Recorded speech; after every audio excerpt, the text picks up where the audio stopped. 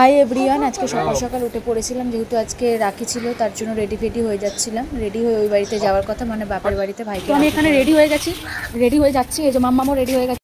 এই যে চলো বাড়ি থেকে দেখা হচ্ছে। স্নান করে উঠলাম এই, তার জন্য এরকম হয়তো লাগছে। এরকম এখনো পর্যন্ত কোলে না, আবার তো এখনো চলে কোলে করে যাচ্ছে। বেল বাজাও।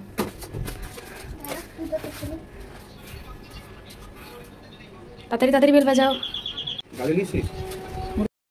তো আমি এখন এখানে বসে রয়েছি, একটুখানি আমাকে খাবার দিল মা, লুচি আর তরকারি, সেটা আমি খেলাম, খেয়ে বসে আছি।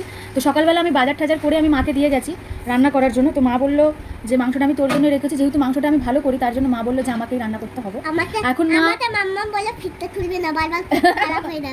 তো এখন আমি মাংস রান্না করবো। মা হচ্ছে আমার মেয়ের মাংসটা রান্না করছে, যেহেতু এখনো খায় না, ও এখনো বেবি। তো তোমাদের সাথে আমি শেয়ার করবো কিছু কিছু।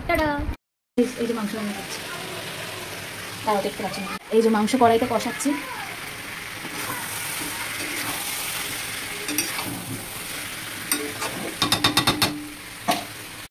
গরম পড়েছে।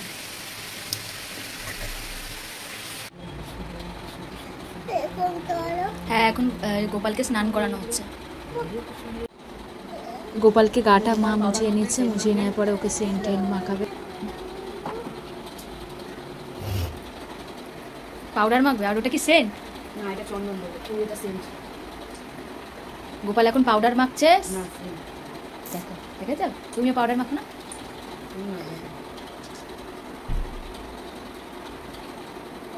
কত কিছু মাখছে। এটা সেন্ট মাখছে, পাউডার।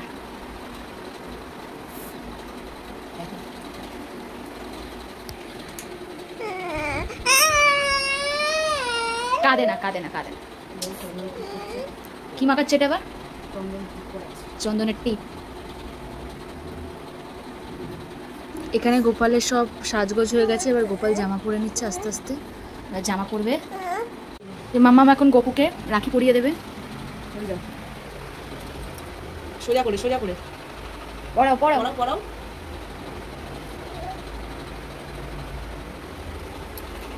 এরকম করে দাঁড়াও, এই এরকম করে। ঠিক আছে না? তুমি এবার হাতটা দাও, তুমি হাতটা ওখানে দিয়ে দাও, রাখিটা ধরো। হ্যাঁ, ব্যাস, চলে আসো। এখানে আমি মেয়ের ভাত নিয়ে নিয়েছি, জল নিয়ে নিয়েছি, মেয়ের খিদে পেয়ে মেয়েকে খাইয়ে দেবো। এরকম মাম্মা খেয়ে বলো কেমন হয়েছে? হেভি টেস্টি আছে। আমাদের পুজো দেওয়া কমপ্লিট হয়ে গেছে, দেখে নাও। এই যে গপু ভাই বসে রয়েছে, আমার মেয়ে রাখি পরিয়ে দিয়েছে। আমি মাংস রান্না করে ফেলেছি বলে আজকে আর পারিনি পড়াতে, তাই আমার মেয়েই পরিয়ে দিয়েছে। আমি রেডি হয়ে গেছি, এবার আমি রাখি পরাবো। এই যে ধান টুকবো, মিষ্টি, জল রাখি। এখানে আমি আমার ভাইকে রাখি পরিয়ে নিচ্ছিলাম।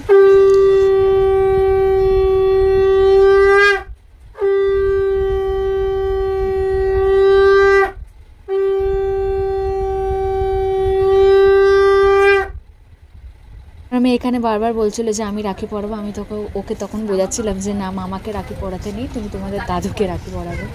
তাও শুনছিল না, কান্নাকাটি শুরু করে দিয়েছিল। রাখি পরানো হয়ে যাওয়ার পরে আমি এখানে আমার ভাইকে মিষ্টি খাইয়ে দিচ্ছিলাম। এই আস্তে আস্তে পছন্দের একটা মিষ্টি, সবই পছন্দেরই মিষ্টি এনেছিলাম। তারপরে জল খাইয়ে দিচ্ছিলাম।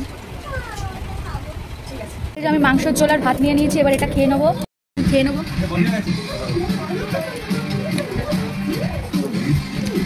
তো আজকে ব্লগটা আমি এখানে শেষ করছি। টাটা।